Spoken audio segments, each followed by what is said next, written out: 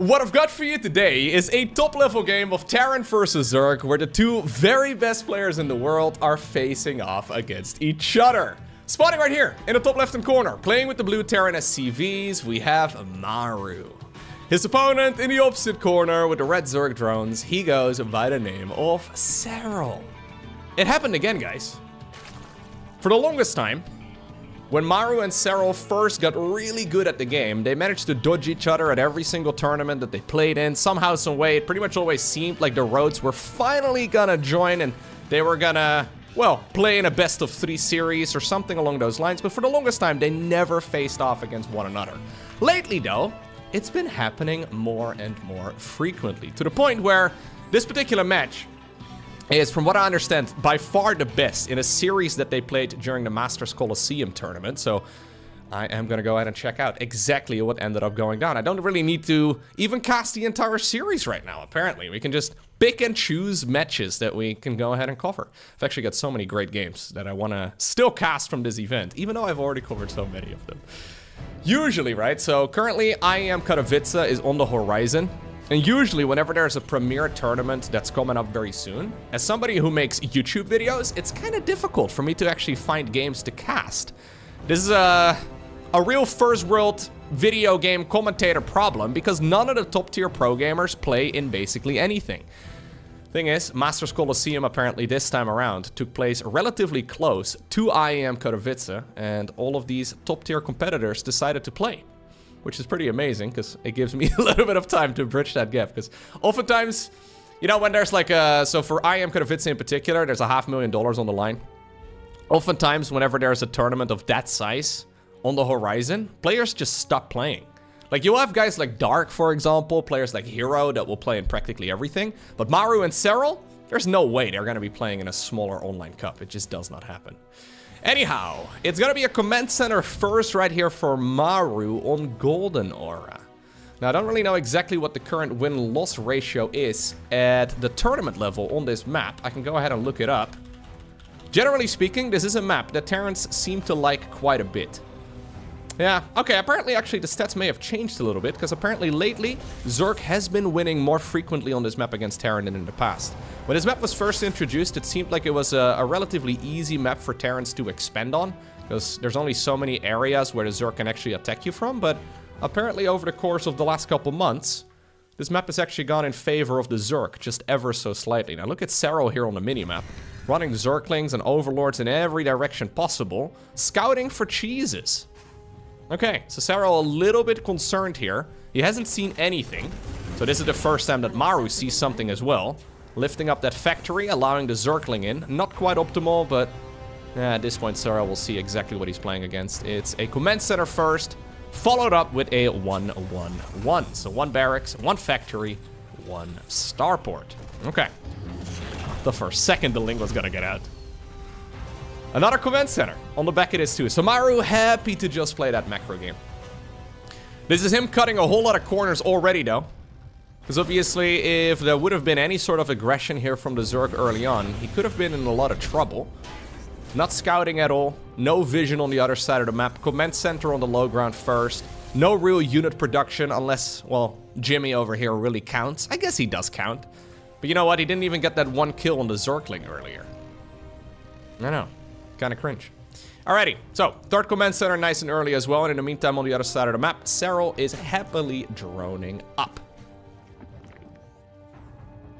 These guys pretending to be supply depots. Look at them. Beautiful formation as well. The fire trucks. Or the opposite of fire trucks. 2 of them are roaming the map. Ooh, okay. Well, that is not the norm. So quite a few people reached out to me and mentioned that apparently this game is awesome. That's a second factory. So we're going 1-1-1, Hellions right now into Cloaked Banshees into a second factory. This should just be straight Terran mech, but I'm hesitant because it's considered to not really be that great of a strategy at this level of play. Serral sees it. My god. So Serral for a little bit looked like a human again, right? He seemed like a mortal man, but lately the games that I've seen Serral play are insane. So he actually scouted that perfectly, and now he knows what he's playing against. Now, what exactly is he playing against, though? So, it's a second factory. Yep, we're gonna actually just double down on a triple factory here. Opener, and yeah, he's just gonna go straight into the Cyclone production. The last few times I've seen Cyclones played en masse against Zerg, it hasn't really gone that well for the Terran. It seems to work really well against regular run-of-the-mill, I don't know, Grandmaster players or ladder heroes like myself, right? Like, it gets very messy. Currently, I'm not in Grandmaster League, but I guess I am a bit of a ladder hero. It works really well against ladder heroes, but at this level of play, the Cyclone Hellion Benchy style, it's really cool, it's really dynamic, but I rarely see it do a lot of damage. Now, Serral apparently here is countering this mech opener by going for what seems to be Mutiling Bane. He's rushed out a Spire, which is also a little interesting to me. One of the Banshees goes down, completely, yeah, no damage done at all by it. Hyperflight Rotors on the back of this, together with the Hurricane Thrusters ability. There you go. There's my caster flex for today. That's the speed upgrade for the Banshee, as well as the speed upgrade for the Cyclone. It's going to make both of them faster, but already, I kind of feel like the defense here from Serral has been good enough that it's taken the wind out of the sails of Maru, because he's not really achieved anything with this opener yet. Now, obviously, that wasn't really nice in early third command center, so it's not like he really needs to deal a ton of economical damage, but there's always kind of, I don't know, I look at this unit comp, right? Cyclone Hellion Benchy as something that falls off really hard the longer that the game goes on. It's kind of like playing, like, say, like Mass Phoenixes as Protoss. Like, it's kind of good early on, and it can be very effective, but the longer the game goes on, the worse the units seem to become. Now, Serral is facing this Glass Cannon army by playing a Glass Cannon army of himself. So he is going, yeah, just full Mutiling Bane here. Which is a bit interesting. Another hatchery, by the way, was built as well over on the right side. Drones were already evacuating, but nice little Zergling counterattack here. Ugh. This is the sort of situation where as Zerg, you're always thinking, should I have mixed in a Baneling? What if I mixed in just one Baneling here? Alright, this Cyclone stays alive. 2 confirmed kills, only 5 HP. But now the Mutas are out. Cyclones, of course, can shoot up. Banshees may have just spotted them. I hope for, yeah, Maru's sake that he did see them. He does not have a missile turret or anything along those lines, so he's actually in a world of trouble. Serral's not even really fighting this army, no. He's just using his troops here to start harassing this Terran base. Siege tank goes down. Can Maru finally get some damage on the board? No. Well, I mean, he did bruise the hatchery a little bit, I guess, but this is really not a great start for our Terran player at all. Okay, he's getting some kills. The problem is, of course, that these Banshees are on a timer. Yeah, so he can split them up. That's kind of clever, because the Overseer can only detect one at a time. Wow, if he actually gets all of them out, that would be hilarious. Nah, this one's run out of energy. But that was actually well handled by Maru in the end, as far as keeping his Banshees alive goes, but... Okay, so where are we at in the end, right? So where does this all come down to? Well... Or, yeah, what exactly is the current situation in the game? Was this a successful start here for Maru? I'm inclined to say no, because he didn't get a lot of value out of his Battle Mech army. But one thing he did do with this is play Mass Command Center. And because of all the command centers, and because his opponent is playing Mutiling Bane, I actually don't know if I mind this so much for Terran. Yeah, he hasn't achieved much with his force. Love that. Yeah, he hasn't achieved much with his units, but he does have a stellar economy. Yeah, So most of the time when we see Cyclone Hellion play, it's a tempo-based army, right? So sort of like that mass marine medevac style that we see a lot, where Terrans just drop all over the place and they try to do a little bit of damage here, and then they try to do a little bit of damage there. That's usually how this sort of unit composition gets played as well. Not really the case here for Maru. He's using them more or less just to build up his, yeah, economy. Oh my god. Overseer, yeah, getting close right now to provide at least some detection. A little bit of a Baneling roll by over here, killing 3 SCVs, but nothing all too much. Okay, so the split up right here is, or the switch up right here rather, for Maru is into Thors and Siege tanks. And medevacs. Medevacs are, of course, really nice when it comes to picking up those Thors. So one nice defense that Terrans like to usually go for here is to have Thors. 2 Thors and 2 Medevacs. You let the Thors shoot their Javelin missiles against Mutas once. And then you pick them up in the Medevacs, boost after the Mutas. Medevacs are quicker whilst they're boosting. Drop off the Thors once again, and there you go. Shoot another round of missiles. It can be very effective. Once again, looks like a few of the Banelings here did connect. But ultimately, killing SCVs at this stage in the game is really not that big of a deal. The command center count is already growing. +2/+2 coming up here as well for the Terran. What an interesting way to get to Ghost Mech. Yeah. So Cyclone Hellion just to build up the economy, and then ultimately mass command center and transition towards Ghosts.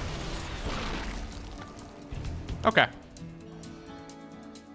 In the meantime, on the other side of the map, we've got ourselves a Greater Spire, an Ultralisk Cavern, triple Evolution Chamber, and 90 drones. Serral is investing into a better future for himself. Yeah. He is apparently not afraid right here of the Terran going across the map, and I think he might just be right. Trading out some of his units here as well. This seems like a very expensive set of losses, though. Maru can't be unhappy with the way that went. How many mutas did just 23 ended up going down in total in this game? I agreed that it was about time to get rid of the Mutalisks, but my god. There's getting rid of the Mutalisk, and then there's getting rid of the Mutalisk, right? Like, he just basically threw them away. Okay, we're going full Roach Ravager Ling Bane. Serral probably anticipated his opponent maybe also being a little bit more committed to that Cyclone Hellion Ball, but they were just used as a stepping stone. And now suddenly, Maru is finding himself with a maxed out army. Going into armor upgrades, by the way, first for the Ghosts, which is kind of nice. Golden minerals, though, acquired in the bottom left-hand corner. Neural Parasite is coming up. Nice little Zergling run-by again. Yeah, these Zergling run-bys have been monstrous. Adrenal Glands is done. Loads of SCVs going down. Thors are also falling, but here's that main fight. Looks like we did have an abduction on one of the siege tanks. Okay. No Ghosts available here yet. Oh, Serral decides to go for Transfuses as well as Blinding Clouds. Banelings retargeted to whatever they can hit. Corrosive Biles are landing left, right, and center. Transfuses are reasonable, I guess. 98 Zerglings on the back of this, together with Infestors. So I agree right here with Maru, just go back home. I really don't think we need to stick around here for much longer. Yeah, the Thor can stay, I guess, as long as it's got its own personal medevac.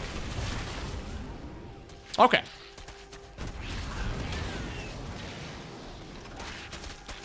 Don't love that. Zergling counterattack towards the third base once more. You know the Lings are well upgraded when they can take on the Blue Flame Hellbats relatively easily. Burrow over there as well, just to try and strike once more a little bit later. Okay. Now, Golden Aura. If this game goes on for a lot longer, right, Maru is gonna have to find another base. Serral, actually, hold that thought, decides to engage this once again. I'm a little surprised he's being this aggressive, but I honestly don't mind it. He's got a bunch of money in the bank. Planetary, is it gonna go down? I mean, yeah, I was gonna say, that was a scary army, but it's not like he's super rich. Zerglings once again set up. Whenever you see a Zerg running Banelings into a planetary fortress and they don't have at least like 5k resources in the bank, it always seems a little shaky to me. Okay. Scans reveal right now these outer bases. Yeah. So that's what I was trying to get at. Maru needs to take one of those two. Because if this is a full split map, he's gonna need the top right as well as this base right over here. Now this base is relatively easy to acquire. At least relatively easy compared to the one in the top right, because this one feels really far away. And that's kind of the issue you're running into right now here as a Terran. The longer that this game goes on, Serral may just be thinking about taking one of those two bases for himself, at which point Maru is going to have a very hard time contesting with a late game Zerg army. But Serral's just keeping his opponent as small as possible. That's a planetary going down. No banelings needed for that one, apparently. I'm actually not a huge fan of this army movement here from Maru. Like, he's sending his entire force between these two locations. Back and forth and back and forth. At some point, you're asking for just a few units to show up over here, and then the entirety of the Zerg army to actually be in the other location instead. Now, Neural Parasite is done. Do we have any detection? You may see the little black marker here, but yeah, now they're not moving, so it's really hard to see. My god, Serral is setting up a massive trap here. He can Neural Parasite all of these important Terran units, and there we go. The Thors are indeed changing side. Ghosts and Banelings, I mean, that's a match made in heaven for the Zerg. My god. Serral's been looking insane lately. Yeah. What's funny to me, right, is that, like, over the last 5 years, they've been nerfing Zerg, right? They've been trying to balance Zerg around Serral. That's really what it feels like. Now, obviously, there's other Zerg players as well that have been successful, but none of them to the level of Serral. And every single time they nerf Zerg, it takes a couple weeks, and then suddenly Serral looks insane again.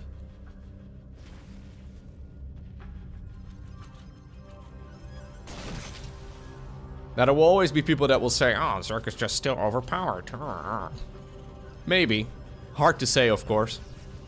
But there is no denying that Serral is ridiculously good at figuring out the meta, right? So he was struggling a little bit, right, in this matchup in particular.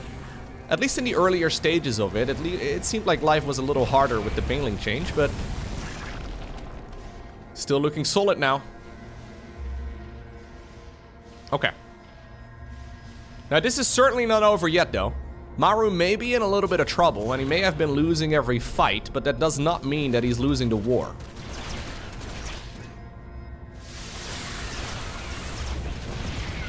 Back in the day, whenever we saw Terran mech, the main goal of Terran mech was just to max out, right? Get 3/3 upgrades, and just try to get to that Death Bowl-based army.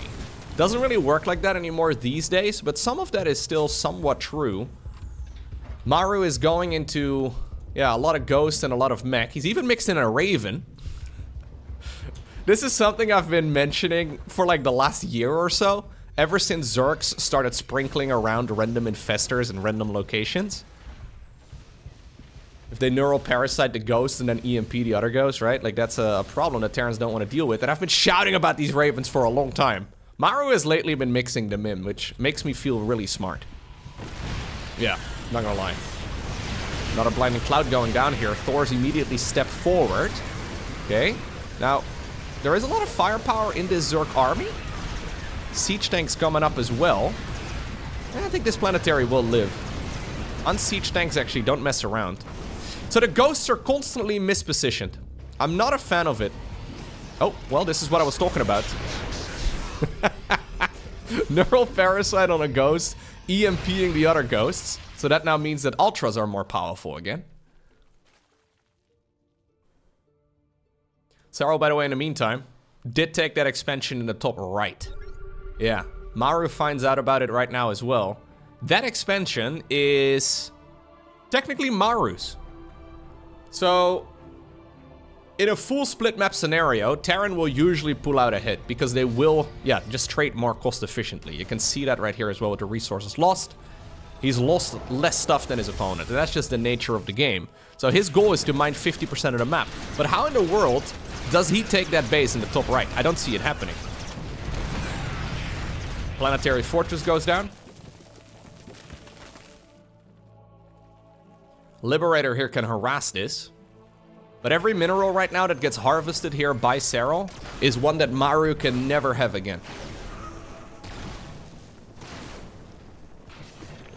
And I wonder if, therefore, like, strategically, this is the best playstyle for Maru, because he's very good at playing that much more aggressive bio army, but instead he's decided to just play this super passive approach instead, where Serral is like, okay, yeah, I guess I'll take my side of the map plus one base, and ultimately, I should pull out ahead.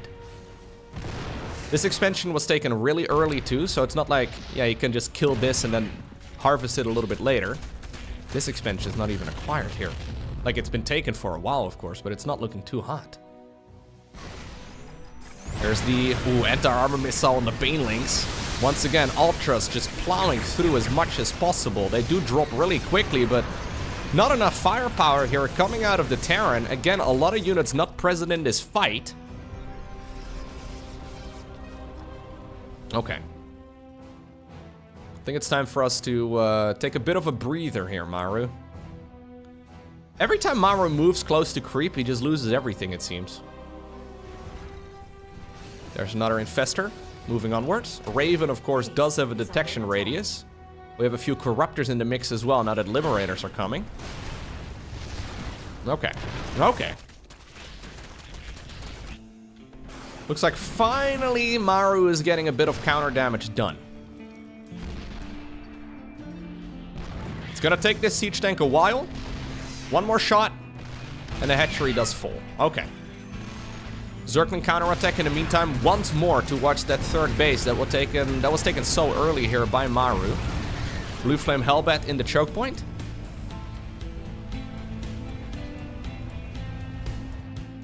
Big Corruptor transition. So we've had the Greater Spire since, well, the Ultralisk Cavern was done. We haven't seen any Brute Lords yet. Brute Lords in a straight up fight against Thors generally do lose. But of course, if the terrain is in your favor, it may not work out that poorly. Blinding Cloud once again going down. Yeah, these traits are really good though for Terran. That is a lot of dead Ultralisks. Suddenly, 15 Brute Lords. Now luckily for Maru, he is making a bunch of Thors, but he's only got a single one available right now. Is he prepared to fight, well, 15 plus 3 attack Brute Lords? Maru, by the way, going after this expansion right now in the top right-hand corner. I think this should indeed be his main priority. I don't think the Brutes can really achieve that much. Okay, this is actually looking a lot better right now for Maru. This expansion here on the left, yeah, not really much that Zerg can do about it unless he decides to commit everything. Well, Zerglings are on their way, and I don't love the siege tank positioning here. We need a couple Blue Flame Hellbats. Maru shutting down this base is actually very important. Because again, that's ultimately the base that he really needs to mine. Okay. Vipers coming up. More Infestors as well. Yeah, so what do you do right now if you know you've got Brute Lords, but you can't currently fight the Ghost Thor army? Tactical nuke, by the way, coming up. There's this weird moment where, like, as Zerg, sometimes your best option, even though you're countered with those units you have, is to make more of that unit. Because, yeah, maybe 15 Brute Lords get countered, but what about 25? Right? When you have enough of those Brutelings on the ground, there's a chance you can push back the Terran player relatively easily. Just because they can't really move. But good counter once again here by Maru. Moving back. Lovely.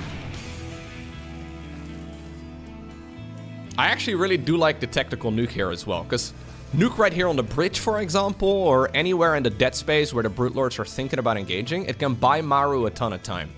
For 100 minerals, 100 gas, I think it's well worth it. Because Maru really needs to keep this base as, well, free of the Zerg infestation as possible.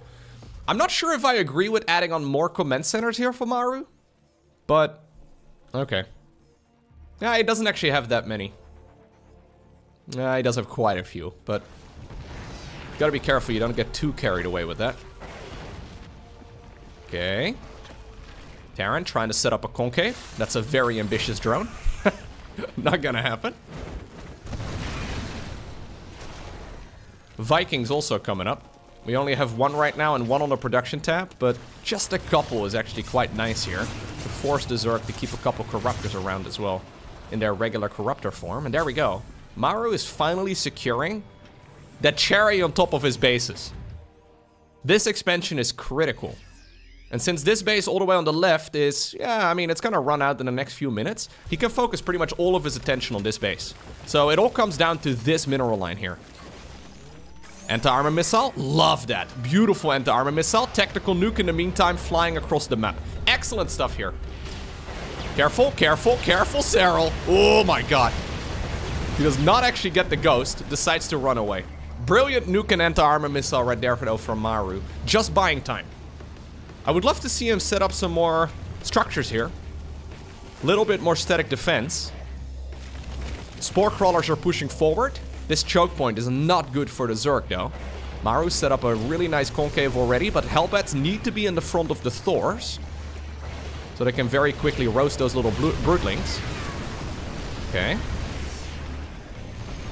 It's a lot of units though. Okay. Abduction coming up. Making it difficult for Vikings and Liberators to get close.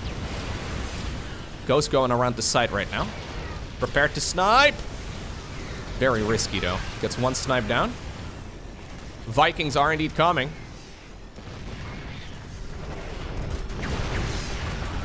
Okay, well, there's so many brutes. Yeah, the command center itself falls. Good fungal there as well. And that was a really solidly executed engagement right there by Serral. The fact that that base is now gone buys him a ton of time. Now, I don't know if he should agree to fighting here. Just snatching a few units, I guess. Maru getting his ghost EMP'd repeatedly over and over and over again. Or his ghost rather fungled. Not EMP'd. Golden minerals have been fully mined out. This base over here on the left also in some trouble. Love the slow push with the spore crawlers though through this choke point. Because without the spore crawlers, I actually don't know if this engagement would have gone Serral's way. As silly as that sounds, it makes it very difficult for all the flying units to get close. Like we saw a couple of the Liberators abducted there.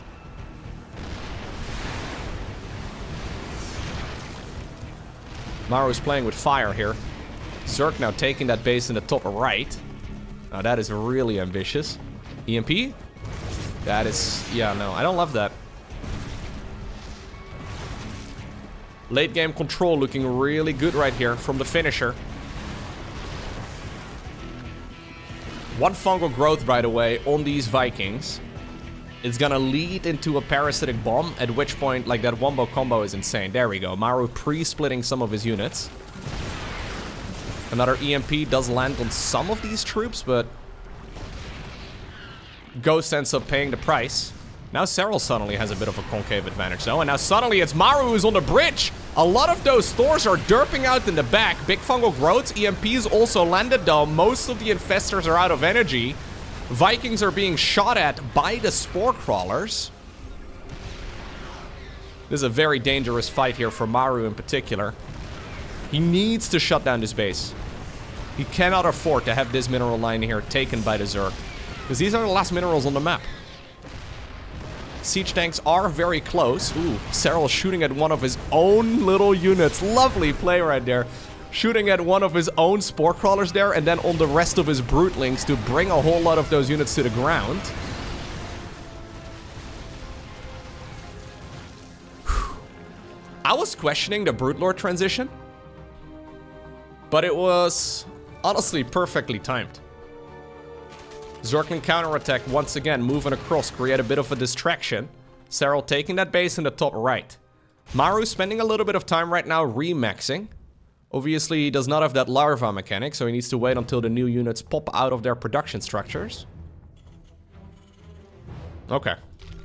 Scan here in the top right-hand corner reveals that indeed that base has been retaken once again. We've never had advanced ballistics up to this point. Well, I guess we've never had that many, that many Liberators in the first place. But that does surprise me just a bit. No +3, by the way, either on the Vikings.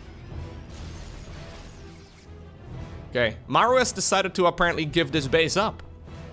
That means that his best bet is to win with this army that he has on the field right now. And that is dangerous. Serral does not have a lot of minerals and gas at this point, but Maru can't really know that, right? Like, for all he knows... oh, this is painful. Oh, that's so painful. For all Maru knows right now, Serral could be sitting at like 5,000 minerals, 4,000 gas, something like that, right? Like, probably not quite that high, because there have been a lot of skirmishes throughout this game. But it is very easy to underestimate how much money the Zerg has at this point. So Maru stepping deep onto creep, getting surrounded, remax from the Zerg, and then getting surrounded a second time.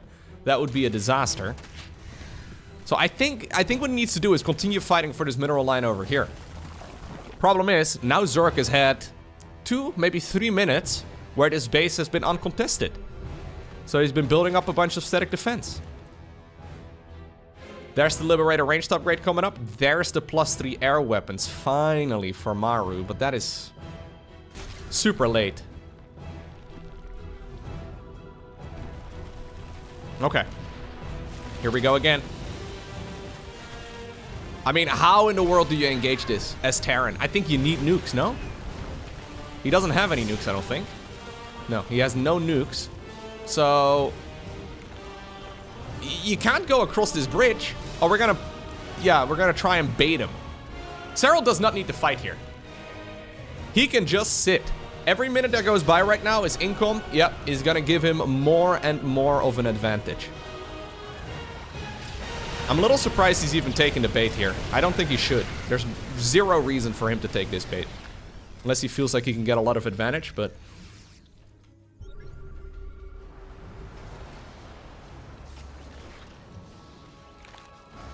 $180 supply remains for Maru. Very little mining still happening for the Terran player. 40 supply for both players, sort of at least, caught up in workers. So army values, army supply counts at the very least are relatively even. Liberators right now have their ranged upgrade, so he's slow pushing forward. Okay, siege tank moving across the bridge. Liberator unsieges, re-sieges. Abductions over there though. Couple of the Brute Lords did move forward. Viking count is very large, but keep in mind, still no +3. That upgrade is still a little bit away from finishing. Drones in the meantime. Okay. Have been pulled forward to kill a starport. I would look at them for another 5 minutes, but I've got a feeling this may be a far more important part of the game over here in the top right-hand corner of the map. Yeah, so Maru right now doesn't want to take the fight until 3-3 is done. It's finishing, finally. But, every base has about 10 minutes worth of mining, I would say. Maybe 12, maybe 13. At least as far as efficient mining goes. And Serral has now taken, I would, probably say about 50% of it. Siege tanks and Thors, though. Slowly moving forward. Zerglings, okay, trying to get some work done. Apparently the drones have been replaced with Zerglings over here on that base as well. Maru decides to back off. I don't think he can cross this bridge without nukes. We're gonna apparently bring our orbital commands to the front. Now, Maru is the one with a ground army. At least a lot more ground army units than the Zerg. Serral is happy to take this fight in another place. Maru now at 170 supply. Dead broke, by the way. 9 minerals. SCVs from that base all the way on the left side of the map have been pulled towards what seems to be the top right. We're gonna continue this skirmish over here, this little standoff. Serral right now trading. He doesn't need to, but he knows that if he can remax here, Terran will probably be flat broke. So any unit he takes here is really good for him. You know what? He barely lost anything. Okay. Maru has finally crossed the bridge, though. Thors are starting to set up shop, but the supply count is just not looking great right here for the South Korean Terran player. Thors trying their very best to find a bit of an angle. Concave is in their favor. Infestors mostly out of energy. Not that many ghosts remain either. Apparently this is the moment, though, where we are gonna pull the trigger. More and more neural parasites are indeed coming down right here for Serral, forcing a few of these Terran units to switch sides. Corruptors up in the air. Yeah, helping out against the Vikings? I mean, that was not a bad fight, all things considered, for Maru, but he just does not have enough stuff left over. The hatchery, by the way, lives. 40 HP remains. The Vikings, though, I mean, they're hunting down Brute Lords. Corruptors are coming. Queens are on the production tab too, but they're not here yet. Fungal growth to try and slow down the chase. Okay. Well, They need to group together, the queens and the corruptors. I don't think they can really work individually. Yeah, these are fully upgraded corruptors as well, so they don't mess around. In the meantime, mules have dropped in the top right-hand corner on that mineral line. Reinforcing units. Well, actually, no. 108 kills on a siege tank? Jeez Louise. Yeah, we're just dropping and stealing whatever money there is available. But ultimately, it's Serral who obtains the victory in an epic game of StarCraft 2. For the longest time, these two pro gamers kept dodging us in... Not us. I'm not very good at recording videos while I'm live. What I've got for you today is a Terran versus Zerg, Okay, hold on, I gotta reload this one. No, that was not a take two. That was not a take two.